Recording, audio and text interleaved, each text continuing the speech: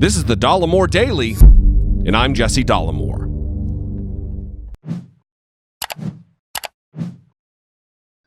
I'm going to cut straight to the chase here.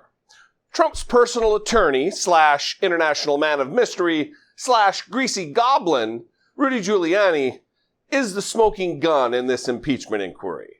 After reading the transcript memo, the summary from Trump's phone call with Ukrainian President Zelensky, I think that all impeachment roads lead right through Rudy Colludy, a nickname I very much wish I could say I came up with, but all of Twitter beat me to it.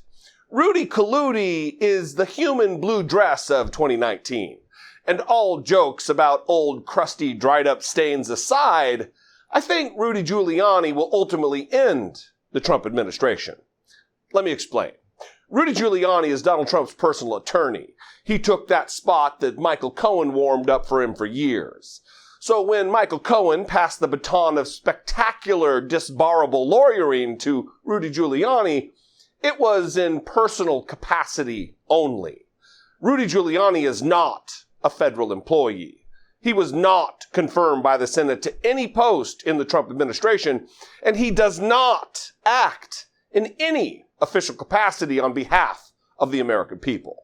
And yet his name is tossed back and forth between Trump and Zelensky as though he's some sort of American ambassador or Secretary of State. Listen to how Zelensky brings up Rudy Giuliani to show that he wants to be in good graces with Trump. I will personally tell you that one of my assistants spoke with Mr. Giuliani just recently, and we are hoping very much that Mr. Giuliani will be able to travel to Ukraine and we will meet once he comes to Ukraine. Now, in their infinite incompetence, the White House sent over talking points to presumably Republican members of Congress, but somehow CC'd Nancy Pelosi and other Democrats on it. In these talking points, the White House outlined myths and facts about the phone calls. And it literally reads like a who are you going to believe, me or your lying eyes? We're supposed to gloss over the fact that Trump instructs Zelensky to work with Giuliani, and instead we're to pay attention that Zelensky brought up Giuliani's name first. Like it matters. Spoiler alert. It doesn't. Who was the first to say, hey, so about that Giuliani fella is irrelevant. It's the meat of the conversation that we as Americans shouldn't have to choke down. The fact that Trump insists that Zelensky keep Giuliani abreast of developments in an investigation of Trump's political rival, Joe Biden, is enraging. Again, keep in mind that Rudy Giuliani is a private citizen not given any authority by the American people. Here's Trump. Mr. Giuliani is a highly respected man. He was the mayor of New York City, a great mayor, and I would like him to call you. I will ask him to call you along with the Attorney General. Rudy very much knows what's happening, and he is a very capable guy. If you could speak to him, that would be great. Not to mention the fact that it has been reported that the entire phone call was based on the precondition that Donald Trump would get the opportunity to talk to Zelensky about investigating Joe Biden. It was clear that President Donald Trump will only have communications if they will discuss the Biden case, said Siri Leshchenko, an anti-corruption advocate and former member of Ukraine's parliament, who now acts as an advisor to Zelensky. This issue was raised many times. I know that Ukrainian officials understood. This, my friends, is the smoking gun I'm talking about, and a key to this impeachment inquiry. Remember these 4 letters, FARA, because I believe we'll be hearing them a lot to come. It's our federal law known as Foreign Agents Registration Act, and it's been around for nearly 80 years. FARA requires individuals doing political or advocacy work on behalf of foreign governments and entities in the U.S. to register with the Department of Justice and to disclose their relationship activities, receipts, and disbursements in support of their activities.